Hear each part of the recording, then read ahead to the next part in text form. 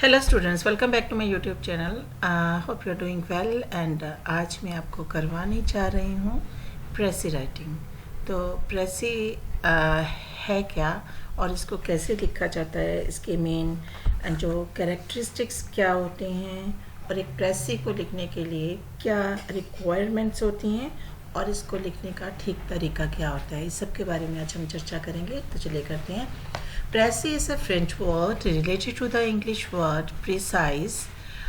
जो प्रेसी है वो एक फ्रेंच का शब्द है जो कि इंग्लिश के शब्द प्रिसाइज से लिया गया है, जिसका मतलब होता है क्लियर एंड एक्यूरेट, यानी कि साफ और बिल्कुल स्टीक।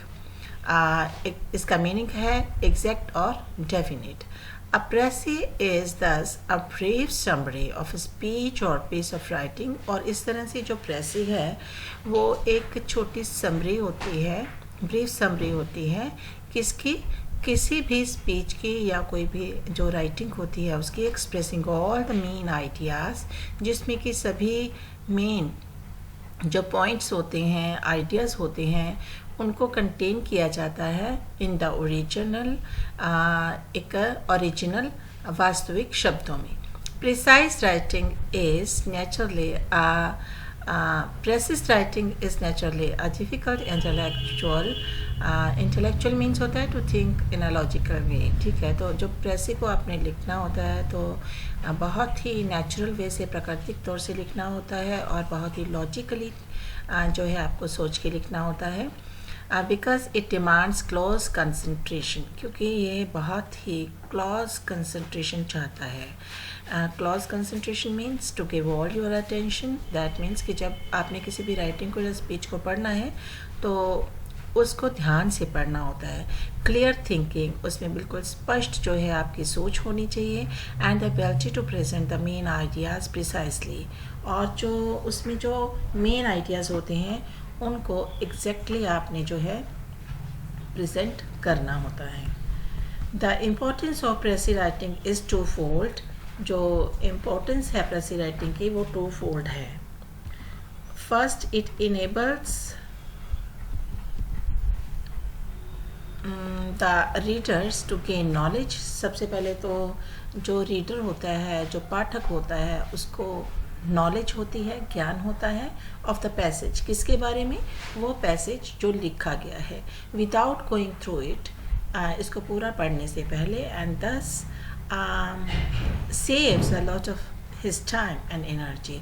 और इस तरह से जब आप प्रेसी राइटिंग करते हो तो इससे पढ़ने वाले का बहुत सारा टाइम और एनर्जी जो है वो बच जाती है। टाइम और एनर्जी क्यों बच जाती है बच्चों? क्योंकि जब प्रेसी राइटिंग जो होती हैं इसमें हम मेन पॉइंट्स को लिखते हैं, ठीक है, और एग्जैक्टली लिखते हैं। लेकिन जो भी राइटर होता है या जो भी स्पीच लिखने वाला होता है वो एक बात पे बहुत बार फोकस करता है। तो एक ही बात को बार बार कहने से या फोकस करने से या पढ़ने से क्या होता है, आपका टाइम वेस्ट होता है और एनर्जी भी वेस्ट होती है। लेकिन जब आप उसको प्रिसाइज करके लिखेंगे, जब उसको स्पष्ट शब्दों में छोटा करके लिखेंगे और मेन पॉइंट्स को बीच में ले लेंगे और जो आपको लगता है कि रेलेवेंट मटेरियल है उसको निकाल देंगे तो टाइम की सेविंग होती है। Second, it helps in developing a proper mental discipline, as प्रेसी writing involves analysis, judgment and selection of what is important and then expressing concisely and clearly what has been said or spoken in less words। दूसरा क्या होता है कि जब आप प्रेसी writing करते हैं तो आप जो है आपका मेंटल डिसिप्लिन बना रहता है, आप उसका संश्लेषण करते हैं, जजमेंट करते हैं और क्या जो है इम्पोर्टेंट है उस पूरे पैसेज में या पैरा में या राइटिंग में उस पर ध्यान देते हैं और उसको क्लियरली लिखते हैं और ये देखते हैं कि क्या कहने की कोशिश जो है राइटर ने की है। अब इसके कैरेक्टरिस्टिक्स क्या होती हैं गुड प्रेसिस की? In a good précis, the main ideas should be arranged in a proper orders। जो मेन पॉइंट्स होते हैं या आइडियाज़ होते हैं हमको एक क्रमानुसार लिखना चाहिए। In a good précis, all the essential points should be well organized and well knit। और अच्छी तरह से शब्दों में बांधा हुआ होना चाहिए और वेल ऑर्गेनाइज किया जाना चाहिए उन शब्दों को जिसमें कि आप प्रेसी लिख रहे हैं. A good precis should contain all the main ideas of original, omitting the unimportant details, digressions, examples etc. और जो आप प्रेसी लिख रहे होते हैं तो उसमें जो मेन आइडिया होता है उसको तो एज इट इज़ ही लिखते हैं, ठीक है. और जो अनइम्पॉर्टेंट डिटेल्स होते हैं उसको आप निकाल देते हो और जो एग्जाम्पल्स दी होती हैं उनको भी निकाल देते हो, क्योंकि आपका मेन मकसद होता है कि जो भी पाठक है वो कम समय में जो आप कहना चाह रहे हो उसे कम शब्दों में पढ़कर अपना टाइम भी सेव करे और अपनी एनर्जी भी सेव कर ले और आप जो आइडिया उनको देना चाहते हो उसको भी वो पढ़ ले. अब इसके लिए रिक्वायरमेंट क्या होती हैं प्रेसी के लिए? ये एक प्रेस्क्राइब्ड लिमिट्स में होना चाहिए. Usually it should be a third of the original in length. Total जो वर्ड्स की लेंथ होती है तो उसका 1/3 हो जाना चाहिए. अब उसको 3 से डिवाइड करो, जितने आपके पास अंक आ जाएंगे उतने ही शब्दों में आपने उस प्रेसी को लिखना होता है. It should normally be contained in 1 paragraph और इसको एक ही पैराग्राफ में लिखना होता है. The precis should be given a suitable title. अब आपने उन आइडियाज़ को लिख दिया लेकिन वो आइडियाज़ किस टॉपिक पर हैं तो आपने उसके लिए एक सूटेबल टॉपिक जो है उसका टाइटल जो है वो देना होता है, ठीक है. If it has not been asked for the title should clearly indicate what the subject matter is about. और जो टाइटल है उसी से इंडिकेट हो जाना चाहिए कि what is the precis all about. The language of the precis should be simple and straightforward. और इसकी भाषा जो है वो बिल्कुल सीधी सादी होनी चाहिए. As far as is possible the precis should be in your own words. और जहाँ तक हो सके प्रेसी को अपने शब्दों में लिखना है. अपने शब्दों में लिखने का मतलब क्या होता है कि आपने उसका कोई सेंस चेंज नहीं करना होता. जो राइटर कहना चाहता है आपने कहना तो वही होता है, लेकिन जब आप अपने शब्दों का इस्तेमाल करते हो तो उसमें ओरिजिनलिटी आ जाती है. However, it makes no sense to change the original expression just for the sake of changing them. ठीक है, तो आपने उसका जो ओरिजिनल एक्सप्रेशन है उसको चेंज नहीं करना. आपने सिर्फ और सिर्फ क्या करना है, जो कहने की कोशिश की गई है उसको एक असीमित शब्दों में कहना होता है. Passage should be strictly contain the idea of the original passage. It should be free from all personal views and comments. अब जैसे पहले कहा कि इस पे चेंज करने का मतलब क्या होता है. चेंज करने का मतलब ये है कि आपने उसका थीम चेंज नहीं करना है. आपने उसका जो मैसेज कन्वे कर रहा है पैसेज उसका थीम चेंज नहीं करना है. आपने जस्ट अपनी वर्डिंग को यूज़ करना है. और उसी तरह से आपके जो पर्सनल व्यूज़ हैं और या पर्सनल कमेंट्स हैं वो भी उसमें नहीं डालने होते.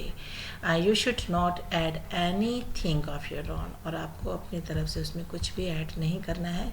जो दिया गया है उसी के आइडियाज़ को शॉर्ट फॉर्म में लिखना होता है. Your precis should be written in the indirect form of narration. जिस तरह नरेशन को हम इनडायरेक्ट फॉर्म में लिखते हैं तो उसी तरह से प्रेसेज को भी इनडायरेक्ट फॉर्म में लिखना चाहिए. अब थर्ड आ गया कि इसका मेथड क्या होता है लिखने का. Read the given passage carefully again and again. जो पैसेज दिया हुआ है उसको ध्यान से बार बार पढ़ो until you have understood the main ideas clearly. जब तक कि आपको इसमें जो मेन आइडिया है उसके बारे में बिल्कुल स्पष्ट रूप से क्लियर नहीं हो जाता. Do not feel discouraged by the difficult words. और जो डिफ़िकल्ट वर्ड्स होते हैं उनको लेकर कभी भी जो डिस्करेज नहीं होना चाहिए, डिमोटिवेट नहीं होना चाहिए. Your object is to form a general idea. क्योंकि आपका ऑब्जेक्ट क्या है, एक जनरल आइडिया देना ऑफ द पैसेज. जो पैसेज है उसके बारे में रादर देन एक्सप्लेनिंग इट. आपने उसको एक्सप्लेन नहीं करना होता.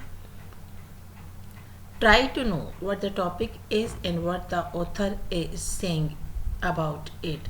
अब कोशिश करो ये जानने की कि टॉपिक है क्या और जो ऑथर है वो इसके बारे में क्या कहना चाहता है.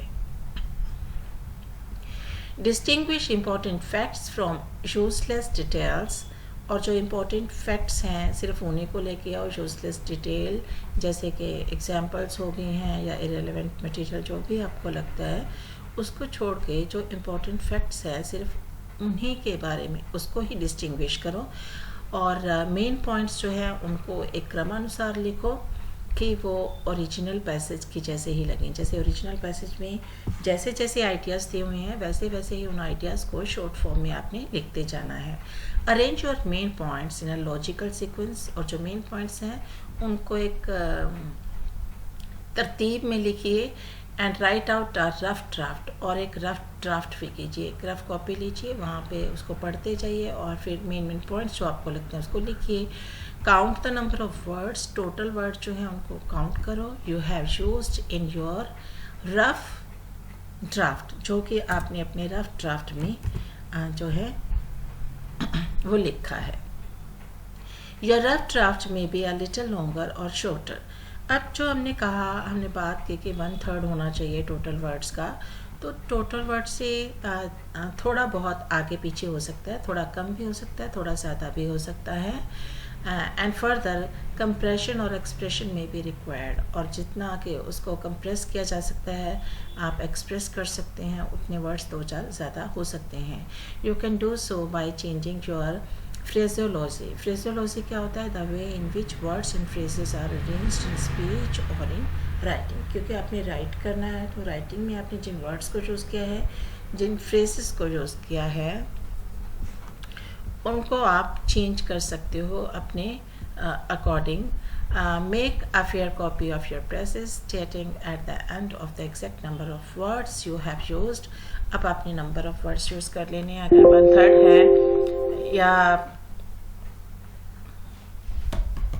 1/3 है तो जो आपने रफ ड्राफ्ट अपना बना लिया उसको फाइनल में चेंज कर लीजिए और देख लीजिए कि आपका 1/3 वर्ड हो गया है टोटल वर्ड्स का।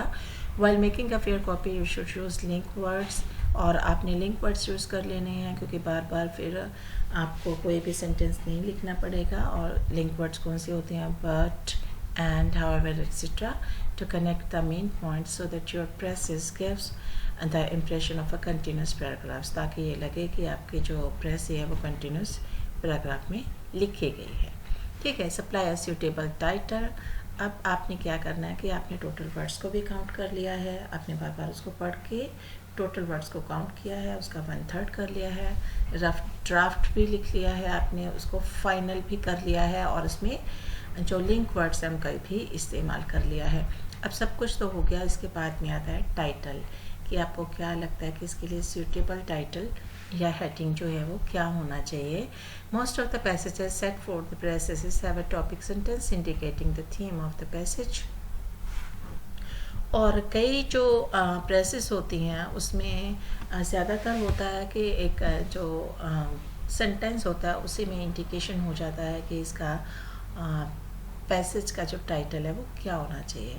A topic sentence is usually found at the beginning और एट द एंड, और ये जो टॉपिक सेंटेंस होता है ना, ये या तो स्टार्टिंग में मिल जाता है या फिर एंड में मिलता है।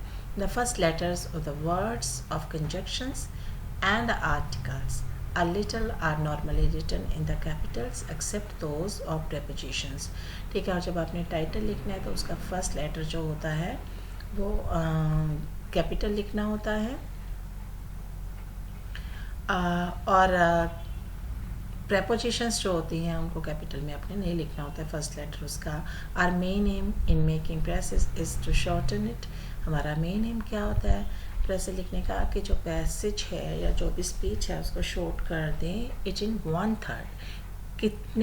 कितना छोटा कर दें कि टोटल वर्ड्स का 1/3 of its length in such a way that it contains all it's main points, कि ये सारे जो मेन पॉइंट्स हैं उनको जो है शामिल कर ले। इन अदर वर्ड्स, दूसरे शब्दों में हम कह सकते हैं that we have to leave out 2/3 of its matter. हमें इसका 2/3 मैटर जो है उसको छोड़ना होता है, जिसमें कि हम कह सकते हैं कि रेलेवेंट मटेरियल है, इलस्ट्रेशंस है, जिसपे कि जो राइटर है बार बार फोकस करने के लिए बोल है। क्योंकि राइटर को तो हम कह नहीं सकते कि भैया इसको बार बार जो है रिपीट मत करो, लेकिन हमें अगर वो इरेलेवेंट लगता है कि बार बार रिपीटेशन हुई है तो हमें उसे लिंक वर्ड्स के माध्यम से कम कर लेना चाहिए। तो ये था कि हमें प्रेसी कैसे लिखना है। नेक्स्ट वीडियो में मैं आपको एक प्रेसी राइटिंग कैसे करते हैं वो लिख के भी दिखाऊंगी, उसका ड्राफ्ट कैसे लिखना है अपने वो भी करके दिखाऊंगी। उम्मीद है आपने वीडियो एंड तक देखा होगा, और अगर आप मेरे चैनल को फर्स्ट टाइम देख रहे हैं तो प्लीज़ इसे सब्सक्राइब करना मत भूलिएगा। मिलते हैं नेक्स्ट वीडियो में नए टॉपिक के साथ। Till then good bye, have a nice time.